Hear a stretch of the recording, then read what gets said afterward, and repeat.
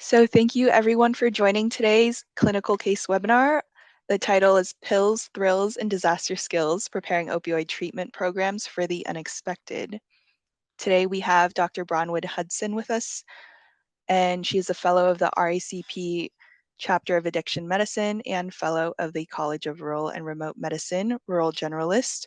She's currently employed as a staff specialist, addiction medicine with the Northern New South Wales Local Health District, and with regard to disaster management has lived through the Northern River floods and was also part of the disaster response team after the Nepal earthquake in 2015.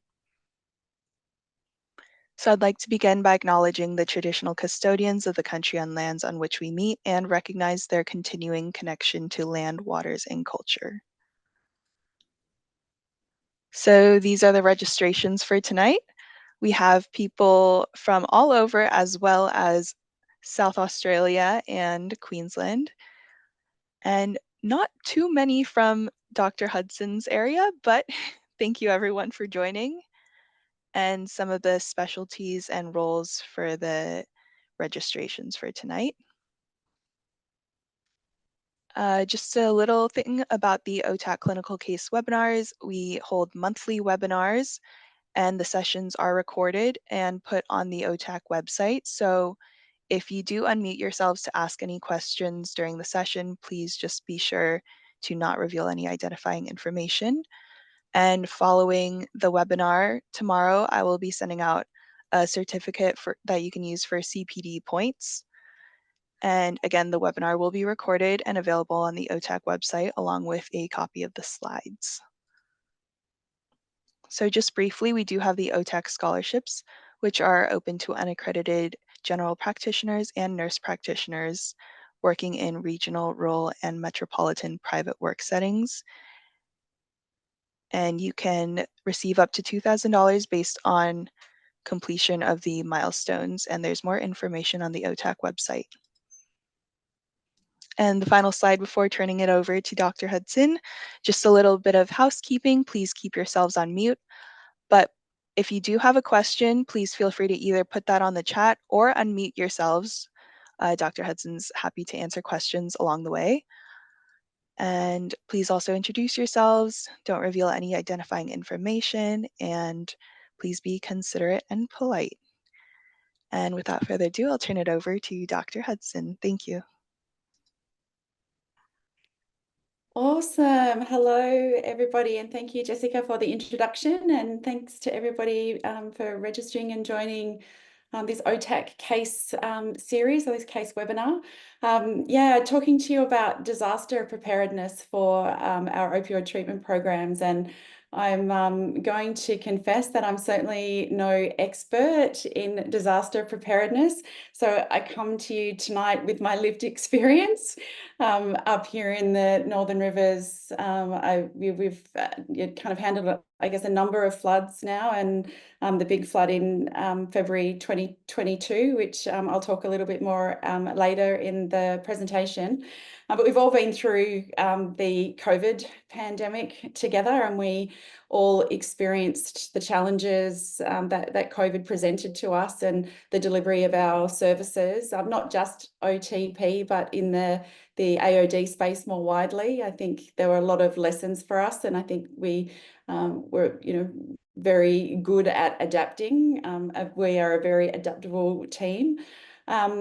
Yeah, so talk about pandemics, and then I'm going to talk about some challenges that can come when prescribers stop prescribing, whether that's a planned cessation through retirement or people moving on, or whether that's an unplanned cessation through adverse events or things that happen that mean that somebody who's prescribing in your area stops prescribing, and some of the challenges and some of the things that we can do to safeguard our services to ensure continuity of service. So if you look at our learning objectives, the real goal is just to consider the implications for service delivery in times of uncertainty, whether that's pandemics, whether that's retirements, whether that's sickness, and then natural disasters. And I'll be drawing on some of my own experience from all of those events. And I would really love it if anybody here has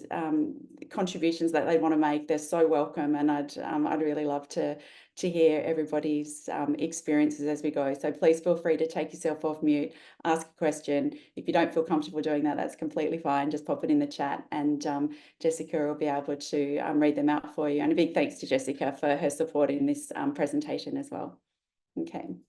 So case scenario number one, we're going to talk about the pandemic. Now, I haven't actually really spent a lot of time talking about the pandemics because we really have just lived, breathed, gone through that together with COVID. I think if I was talking about pandemic preparedness,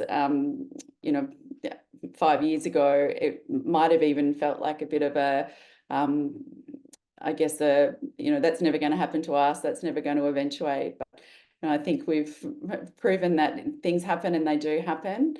And the key question is, how are we going to ensure that continuity of service? I know that when COVID first hit and everybody went into lockdown, one of the immediate questions was, how are we just going to get our patients to be able to dose? What's going to happen with staff? Even just being able to have appointments and deliver a safe service. So really considering who are the key stakeholders. And for us, that's fairly consistent. It's, the staff, making sure that we're okay. Our colleagues, making sure that they're okay, and how do we protect them? And then, of course, our patients, and then the community at large. So considering each of the stakeholders every step of the way. Okay, so next slide. And I think that this is a fairly consistent theme throughout this presentation, is that our system in New South Wales is built around a set of private and public prescribers. And the challenges that we all face in that system are different, again, equally challenging. But I think sometimes the private prescribers that are, doing a lot of the heavy lifting and doing the hard yards often do so in isolation without the support of that public system around them. I know that in Northern New South Wales, in our public systems, we've got great teams. You've got a team of people, you've got a team of nurses and case managers and doctors and nurse practitioners and counsellors and an allied health team, and that is less isolating than being in private practice, whether that's in general practice, whether that's in specialist practice. And depending on the practice that you're working in, it can be really quite isolating in private practice. And I think in terms of risk mitigation, it's ensuring that those private prescribers, or that us as private prescribers, do have links to your public system, and do have links to the people that are working within that public system, so that when issues do arrive, there's that support network around us. And that goes a long way to those first two goals of making sure that we're okay and making sure that our colleagues are okay. I think that a lot of risk is mitigated when we are using multidisciplinary teams, and just definitely knowing the support that is available to us. I know that we work very closely. I work in the public clinic, and I do have a private practice up here. So I know that I'm constantly drawing on the support and the resources of the public clinic, and that's a lifeline really for those of us in private practice. Lots of support available in guidance documents, and there were many during the COVID pandemic. There was guidance from the state governments, guidance from the federal governments. There was guidance from PSU, and I know that PSU, pharmaceutical services, were really important sources of information for us in how to do things, and advice around things like takeaways and takeaway provisions, and how that was all being implemented during the pandemics, and again with that number one, safety in mind. And I think this is probably something that we could do better. I don't know about your LHD. I'd be really keen to hear how your LHDs all communicate with each other around communities of practice. I've seen some really great systems of how people support each other in the AOD space, whether that's just asking for advice, whether that's meeting together for things like CPD points or case reviews. But I think that developing a community of practice with people that prescribe and people that you can talk to and bounce ideas off and run things past can be really helpful. I don't know if there's anyone online that wants to offer a suggestion or offer an example of what you do in your LHD or in your area around that community of practice and keeping in touch with other prescribers in your area. But yeah, I'd love to hear that, Jess, if there's anyone online that wanted to pipe in. Nothing in the chat right now, but if anyone wants to put something in the chat, I can read that out later as well. All right, awesome. Did anyone want to share anything about their experience of COVID and the particular challenges that they might have faced ensuring service delivery, or did anybody want to share their experience of any particular lesson that they may have learned, or what helped, what didn't help in preparing for COVID?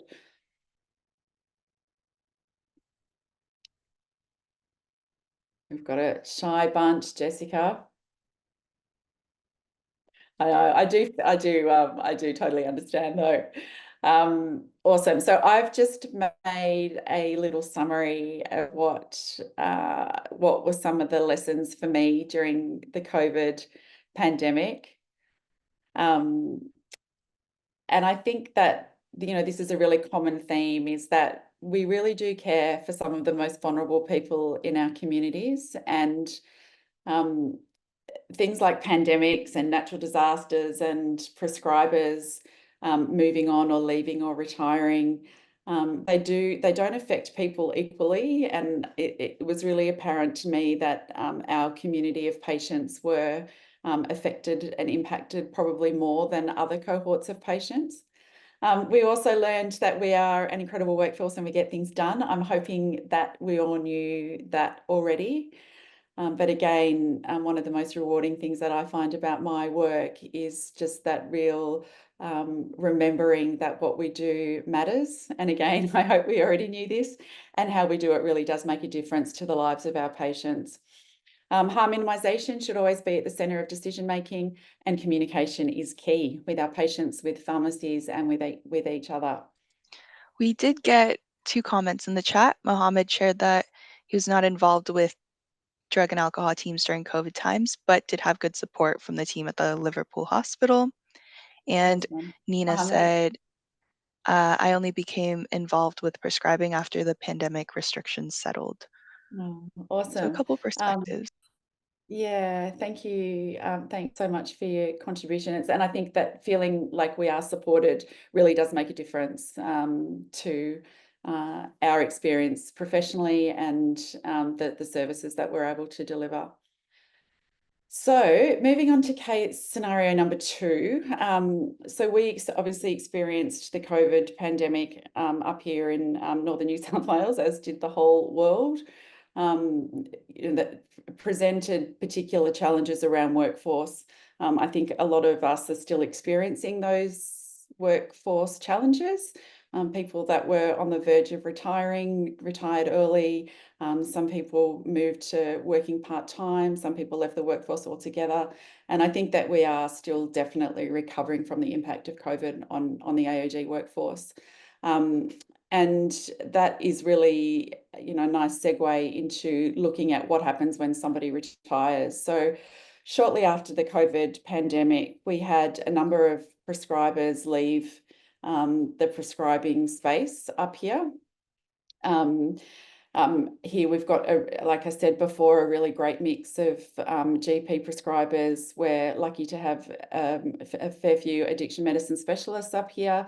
For a small rural LHD, we're quite lucky. And when there is a planned retirement, we really do have the luxury of time of being able to look at that particular prescriber's workload, at their caseload, and do simple things like, stop taking on new patients for that person, and start putting the word out that they're retiring or they're moving on, and being able to move patients on to another prescriber in a planned, organised manner. PSU are an incredible support when retiring in terms of helping you to locate other prescribers in your area, and certainly acting as a really lovely conduit between the private prescribers and the public clinics in terms of getting that support and helping you to do that planning in a way that's safe, in a way that abides with all of the guidelines. Certainly having online exiting and putting on of patients now through the SafeScript portal has certainly helped that administrative load. And just planning that patient onboarding and offboarding when you've got the luxury of time and you know that somebody's leaving or somebody's retiring, it certainly does help. Now, when it comes to GP prescribers in a practice, I'm not really sure what the setup is for other GP prescribers, but I know that up here, a lot of the GP prescribers are the only prescribers in a particular practice. So you might have a group practice and then a GP that's prescribing in that practice. And what has worked really well, and I know that Dr. Hester Wilson's done a lot of work around GPs and GP prescribing, and what looks like a successful model and what works. And I remember her saying to me that one of the things that is really beneficial for prescribers is having other prescribers support them in that practice. And we do find that when a prescriber is moving on, that one prescriber can take on a few patients, and then that builds their skills and their confidence, and then they obviously start to experience all the benefits that we all know exist in prescribing OTP, and then are more confident to take on other patients. And I think that again, just looking at ways of being able to support GP prescribers to take on more patients and to feel confident taking on more patients is always a good endeavour. And then obviously in the public system, even though it does obviously still present a lot of challenges when somebody retires or somebody leaves practice, there is a little bit more fat in that system, and there is a little bit more support that's available. And obviously with the advent of telehealth and telehealth clinics, we are able to pivot and move and ensure that service is continued for the patients that need it. Now, moving on to unplanned disruptions. Now, the unplanned prescriber cessations obviously present a lot more of a challenge, because anything obviously that happens without a plan or that happens suddenly is going to present a lot I guess a wider scope of challenges. Now, I have the lowdown that the Centre for Alcohol and Other Drugs is in the process of putting together a procedure that's yet to be endorsed. So I can't share it here, and I will leave that to the appropriate people to share it. But that is a procedure for what to follow when there has been an unplanned cessation of prescribing. Things happen. We know that they happen. And I think that, when you lose a prescriber who has a lot of patients on their books suddenly, there's a bit of a scramble to make sure that those people are cared for, that there is that continuity of care, that there is that continuity of dosing, that risk of having that break in treatment can be really dangerous and can be really harmful to our patients. And if not, harmful to them physically in terms of us ensuring that their prescribing is continued. There's a lot of anxiety when a prescriber is leaving. There's a lot of potential grief for the patients if they've been with a particular prescriber for a long time. They've got that therapeutic relationship that's been built up over time, and the idea of losing that and then having to tell stories all over again in the midst of all of that uncertainty can be really triggering, can be really destabilizing, and obviously can impair a patient's ability to cope. So I think, from my experience up here of when we've lost prescribers that have large numbers of patients on their books, I think one of the really important steps is just making sure that every day, every time we do an OTP review, is that we're keeping accurate records, and that those records are able to be summarised and handed on to the appropriate people when needed. And I think too, one of the challenges is when people are prescribing outside the guidelines on a fairly regular basis, and then when somebody else comes to take over their care and they're on high doses, or there's a lot of co-prescribing, and the reasons for that aren't necessarily clear, it can be really difficult for the people taking over that care to then bring everything back in line with guidance, making sure there is compliance with the guidelines as best as possible, and that all of the paperwork and all of the authorities are in place. I think that just as a matter of good medicine, we should be making sure that we're keeping accurate records and that we're ensuring compliance. And I guess the question that we can ask ourselves is, would somebody be able to pick up the care for this patient immediately if something were to happen to me? I think asking yourself that question when you're doing an audit of your notes, or looking at your notes, is a good question to ask. So I think, again, we need to be making sure that we're communicating with the right stakeholders, communicating with the central authorities in New South Wales. It's PSU. So this slide might look a little bit familiar, but again, what do we learn in situations where we lose a prescriber suddenly? And it is that we really do care for some of the most vulnerable people in our communities, and that minimising that uncertainty helps. Our patient cohort is definitely more at risk and vulnerable than other patient cohorts, and taking steps to be able to reduce uncertainty for our patients certainly helps. And at the end of the day, our goal, not just in prescribing, but in our treatment, is to, reduce that physical and emotional, psychological stress for ourselves, for our colleagues, for our staff, and then ultimately for families and communities. And by making sure that we're keeping accurate records, that we're keeping in touch with, other prescribers in that community of practice, and that we're following the guidance documents as much as possible is really helpful. And just knowing those clear forms of communication, knowing who's around and who's there to help. And again, we've learned that we're an incredible workforce and we get things done. There's a theme here. I really do, can't stress it enough that what we do matters, and how we do it really does make a difference. And in these times of anxiety and uncertainty for our patients, that that therapeutic relationship, and how we support that, and how we care for our patients, does make a difference to their experience. Yeah, harm minimisation, always should be at the centre of our decision making, and communication is key.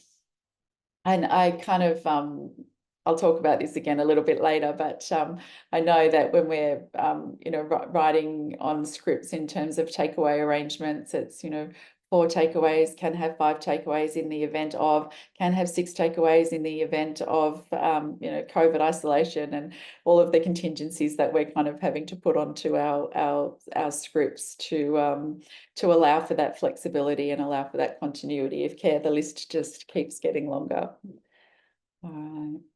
So I'm not sure kind of who's online, and I think, when we're talking about natural disasters and we're talking about any really traumatic events, it's important to remember, I think, that these events were really traumatic for a lot of people. I know that whenever it starts raining up here, and it's, starts raining a lot, I know that people are still really quite triggered by the experiences of this flood event. And I'm sure all of us at some point or another have been impacted. So I guess it's just not so much a trigger warning, but just a reminder to take care of yourself and to do what you need to do. If anything in this in the presentation is triggering, please feel free to leave. Please feel free to put me on mute.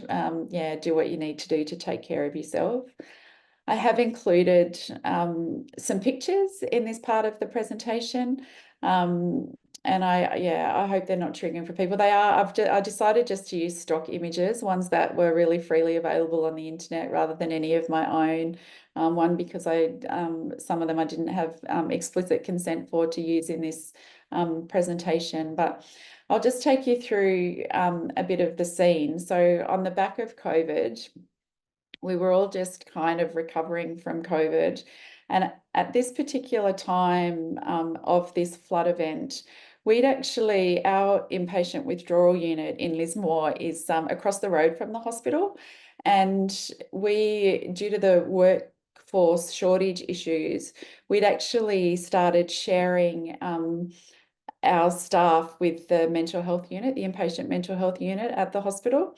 So we had actually closed down our inpatient unit and had moved our patient beds over into the hospital. So our inpatient unit was actually empty at that time, which was fine until we kind of didn't realize what the implications of that would be. But it started to rain and it did not stop, and it rained for days and days and days. And I'm not sure, I don't have control of the map, but I don't know if you know Lismore well, but the Lismore is a bit of a convergence of a number of rivers, and not all of those areas that you can see there are that low lying. So that big building in the centre is actually Lismore Square. And that's there's a car park, and then there's a level of the shopping centre, and then there's a second level. So it was pretty much almost underwater. So it's a pretty big shopping centre that was almost underwater. Now, just if you were to go that street at the bottom of your screen, just along there, and that next street over, the one that's a bit dry, and that's the street that the hospital's on. So the hospital is kind of proximal to us. And the water, it came up to the Riverlands edge of the building, and it came up into the car park of the mental health unit, but it didn't actually come into the hospital. And those of you that know Lismore know that the hospital is quite high up on a hill. So this was a catastrophic flood. And if you look at the next slide, you'll see that Lismore is no stranger to floods. The river floods quite regularly, and you can see the big floods. There was the big flood in 1954, then 1974, and then 2017. And if you look at the height of the flood in 2020, it's 2.2 meters above the previous highest recorded level. So what happened was people received the flood warning, and fairly, rightly so, they thought, oh, we're going to be okay because we've been through this. We're flood proof. We're on the second floor. We've got everything's elevated. People went into their usual mode of, removing things from the low-lying areas. Businesses that had flooded many times kind of went into their mode. And then the rain just kept coming and the flood just kept rising. So you can imagine what resulted. If we just go through the next couple of slides, people that thought that they were going to be safe, the only way for them to reach safety was to climb up onto the roof of their building, their homes, in the middle of the night. So it's dark, it's still raining, and people were climbing up onto their roofs and just really basically waiting for help. I still kind of get goosebumps when I look at these pictures. And the 000 wasn't answering. People couldn't get through for any assistance, and the water was rising. So it was pretty terrifying, a pretty terrifying experience. And then this was all kind of unfolding in the middle of the night, and it wasn't until the sun came up that people realised the dire nature of the situation and what had happened. And I think I'd always thought in these situations that that there was a kind of coordinated response, and people would be on their way to help. And my training and my I guess what I'd been taught was to, as a layperson or as somebody that wasn't trained in rescue or that wasn't a part of the SES, that you didn't get involved. You sat back and let the emergency services do their jobs, because otherwise we'd just get in the way, and then we'd be somebody else that needed to be rescued. And this was one of those disasters where that didn't apply. And some of you may have seen the documentary or the TV reenactment or the series about the Tinny Army. And what happened was people started launching their boats, and they were just going from house to house, taking, that this is, also just down the road from the hospital. This is at one of the local high schools.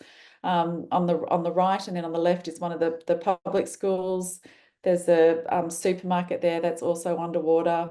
And the Tinny Army was just going from house to house, rescuing people, pulling people off their roofs, and then bringing them back to safety where the evacuation centres were all set up. So, this was an unfolding crisis, and it was pretty heartbreaking. So, next slide. So I said before that we'd actually moved our inpatient unit in to join the mental health unit. And what that meant was when it came time on the Monday morning, the staff arrived. Some staff arrived. Some staff couldn't get to the hospital. So we were kind of operating on a minimal workforce on top of a minimal workforce. But there was infrastructure damage for us. Our generator had been impacted, so we had no power. We had no backup power, which the first crisis that needed to be averted was that we couldn't actually even get into the building. Our swipe cards didn't work, so we had no power, no phones, couldn't get into the building, couldn't get into the dosing room, couldn't access the methadone or the Suboxone, and we basically had to revert to basics of, whiteboards, paper, pen. So we had no EMR, we had no communication. We couldn't communicate with our pharmacies. 4 of our dosing pharmacies were underwater, and we couldn't get in touch with them. And this Monday, the first day was kind of a little bit like the calm after the storm before the next storm, because we kind of didn't really know how everything was going to unfold. And it really was a bit of, we just had to make do with what we had and problem solve as we went along. Once again, PSU, I'll never forget how incredibly supportive PSU was to us, giving us advice, helping us, access who was on what medication. So we didn't have dosing records. We didn't really know who in the community was going to be without prescribers, without medication. Medications had been washed away. So there were things that we hadn't even really thought of that we needed to worry about. And PSU was an incredible support.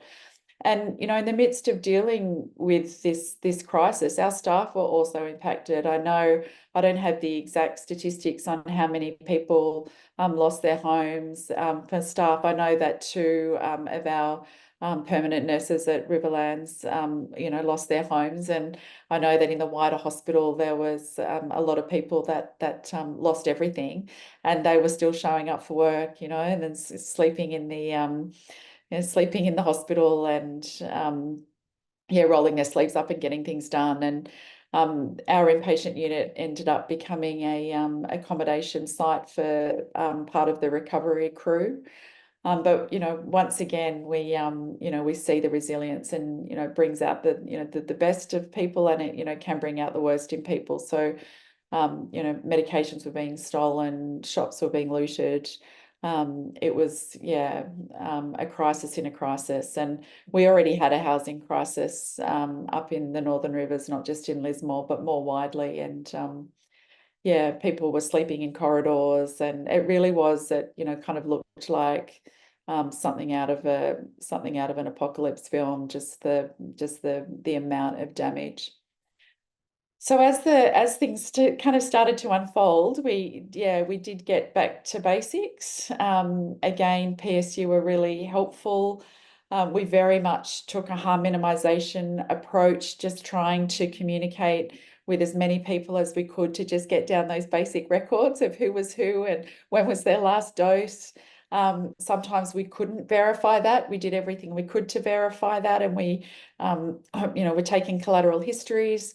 We had people in the evacuation centres, and we ended up having to get buses to go and get the people from the evacuation centres to bring them down to Riverlands to dose. There were queues of people lining up outside. And everybody was, all hands on deck, just trying to get up a functioning, as safe as possible system to minimise the harm from this natural disaster. Take home naloxone was a godsend, and we were all just trying to communicate as best as possible. And again, even in the midst of the crisis, we were still making a concerted effort to make sure that we were keeping records. They weren't the records that we would normally keep, but there was paper, there was pen, there were folders, there were stickers, there was a system. And then as the days went by, and people in the evacuation centres, other challenges began to arise. So people were in unplanned alcohol withdrawal. There was no access to people's usual supply of medication. We were doing our best to support the staff in the evacuation centres, providing as much advice as possible on AOD issues. But once again, there's a whole host of health issues that are happening, and sometimes AOD is just not at the top of people's lists. And then the options for our patients were very limited in terms of finding emergency housing. We had it was our cohort of patients really that spent a long time in the evacuation centres, not being billeted, not being not having really anyone's place to go and stay at, not many couches being offered for patients. So it was a really challenging time, but we really did keep our focus on harm minimisation and trying to do the best we could with the resources that we had in the midst of everything that was happening for everybody else. So these were things that we kind of didn't even really, think about at the time, but just the supply of basics was really impacted. The food shelves were empty. There was no clean water. We ran out of fuel. The lines for getting fuel were long, and then the fuel at that particular petrol station would only last a certain amount of time. FPOS systems were down. Cash was the only way that you could actually buy anything, and even those supplies that were available were really limited just because of the lack of power and the lack of refrigeration. And the demand and supply chain for substances was disrupted. People that had been fairly stable in their recoveries were traumatized and relapsed, and the actual access to substances that people normally would use was not there. Access to some of the harm minimisation stuff, the NSPs, the syringe collectors were, the needle exchanges had been washed away. There was no transport. There was no transport for staff to get to work, no fuel, no hire cars. Sorry, that's a bit repetitive there. But it was a really coordinated effort. But in the midst of that, it was business as usual. There were still people getting sick and needing to go to hospital. And it was, this kind of, let's just get on with it and do what we need to do.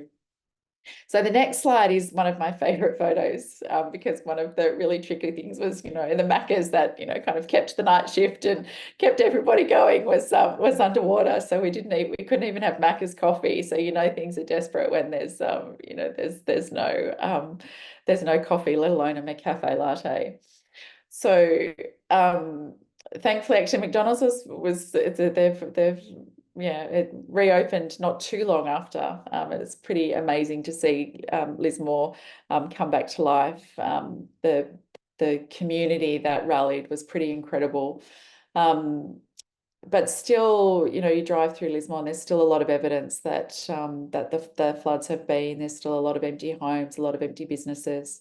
A lot of the general practices were impacted, ones that hadn't been impacted before. Just trying to get that coordinated response between all of the different stakeholders was really tricky. It was, a really rough time on the back of COVID. So I've so much respect and admiration for the primary care providers in the area. And then as Lismore was recovering, the flood event continued, and then we had a flood in Byron, and then we had a flood in Tweed, and then we had a flood in Wardell, and I think pretty much and then also in Sydney as well. It wasn't just the Northern Rivers that was impacted. Some of I think the Hawkesbury River flooded, and down further in Grafton.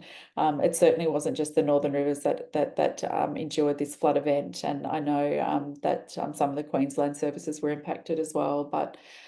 In terms of preparing for a disaster, I know that we now have a flood emergency plan, which is great.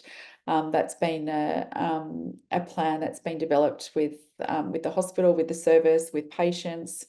Makes allowances. It sets out lines of communication, who needs to be communicated with and when. And just, I guess it's a matter of thinking ahead as to what could go wrong and how would it go wrong? I mean, one of the, without wanting to get, to kind of, the end of time. I mean, there's patients I know that have their little, flood packs, and they're stocking, lots of canned goods in the event that things happen again. It'll keep them going for a while. But one of the things that is really challenging is just having those 000 calls go unanswered. Like, I think that's really scary for a lot of us when, we rely on the emergency services and the SES in these times, and knowing that just due to the sheer volume of this and the extent of this disaster, that those calls went unanswered, and people were on their roofs. So next slide. Yes, obviously, and everybody that works in this space knows this inside out and upside down and back to front. But harm minimisation for times of crisis is really important. Considering the risks of withdrawal, considering the risks of relapse, and having contingency plans for those. Thinking about just access to medications for our patients and for our dosing clinics.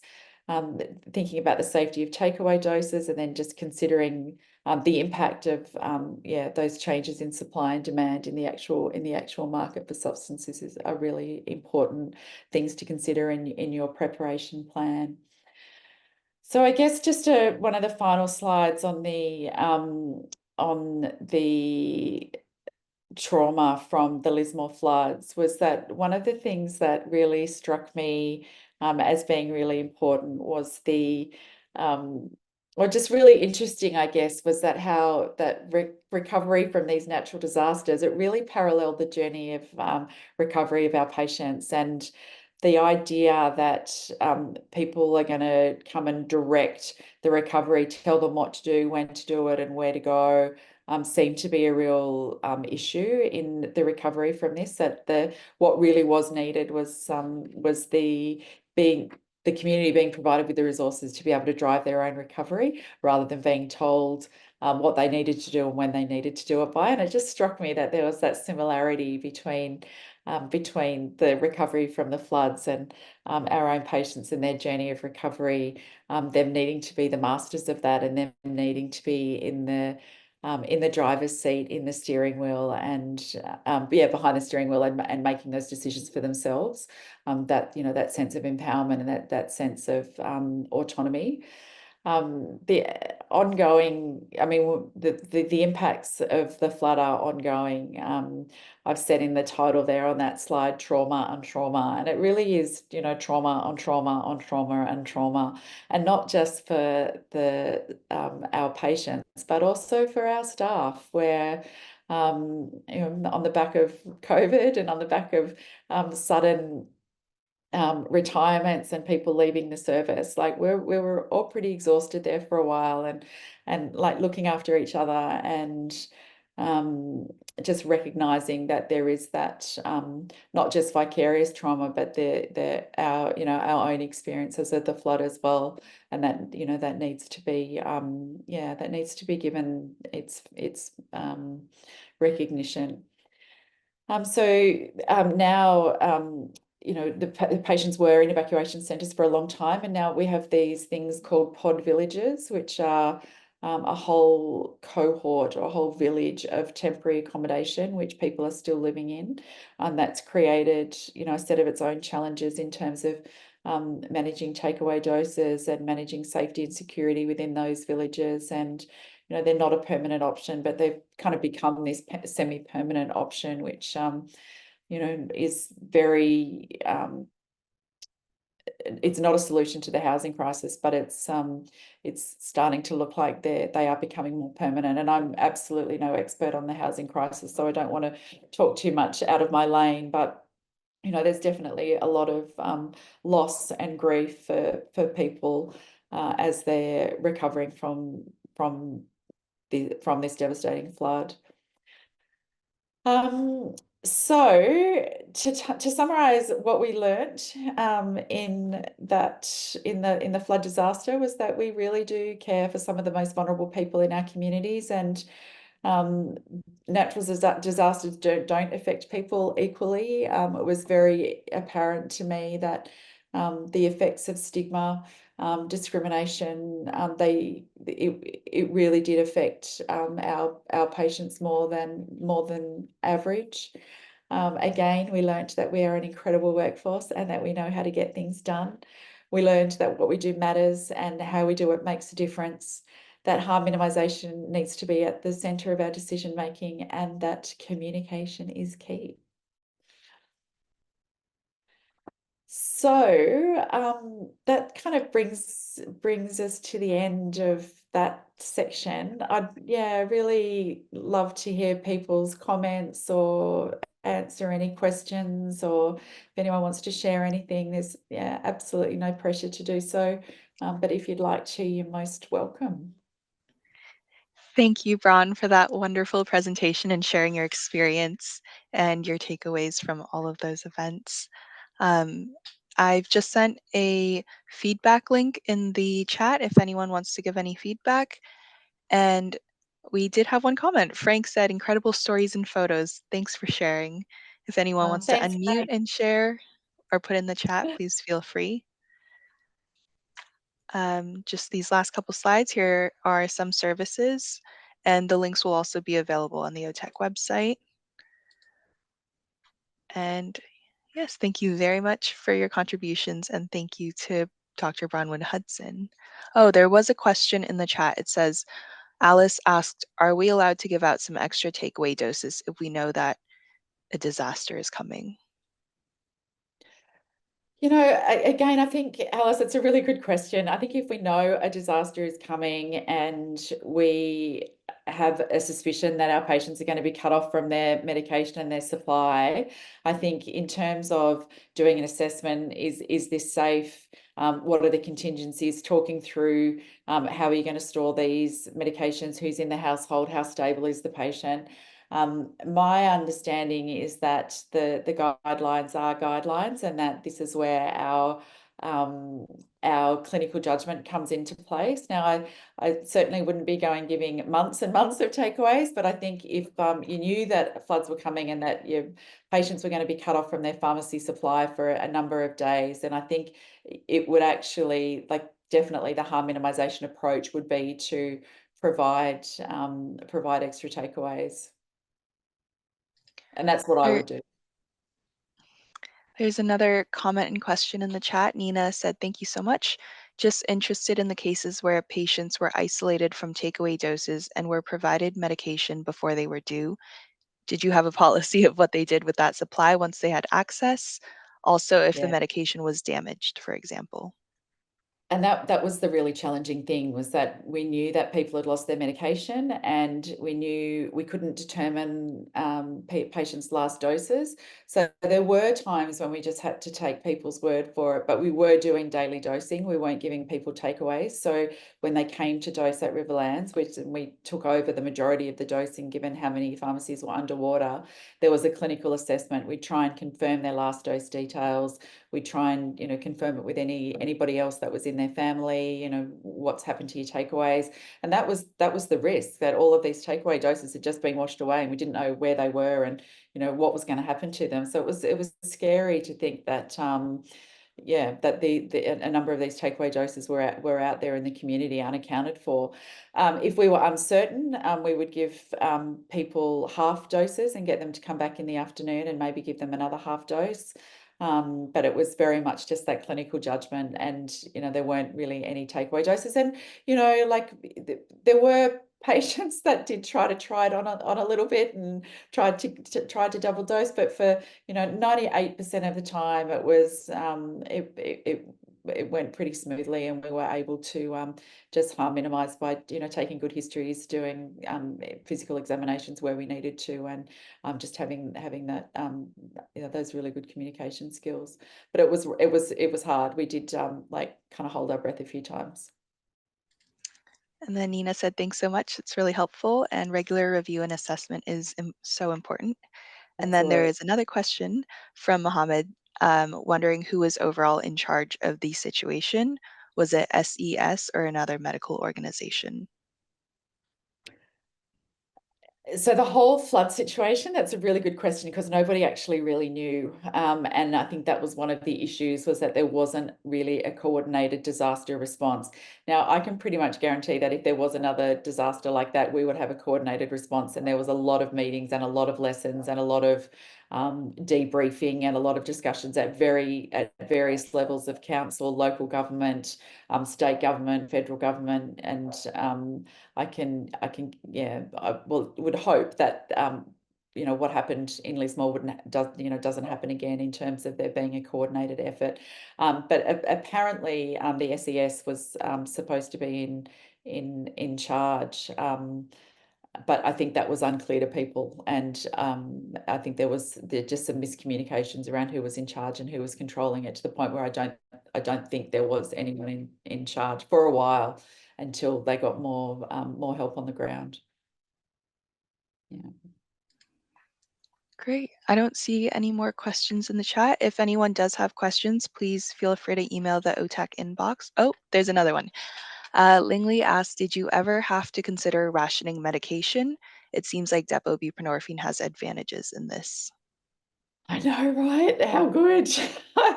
As we kind of, it's like Defo Bib came, was available shortly afterwards, and it was like, man, where was this for the floods? But yeah, we did. We absolutely had to ration it. We had to ration our methadone. We had to get some chop it in.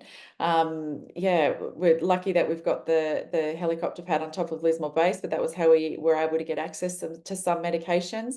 There are some policies that do allow for medications to be supplied in situations like this, outside of the usual channels.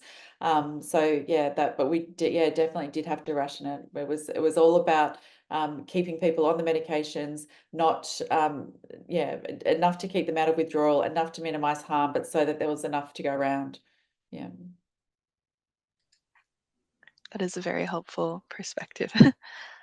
So if anyone does have additional questions, please feel free to email the OTAC inbox. It's otac.info@sydney.edu.au, and then I can ask Dr. Hudson the questions and email them back to you. So thank you again for presenting, Dr. Hudson. And the next clinical case webinar will be about drugs, alcohol, and the liver on the 12th of November. And there's more information on the OTAC website. Thank you, everyone. Have a good night.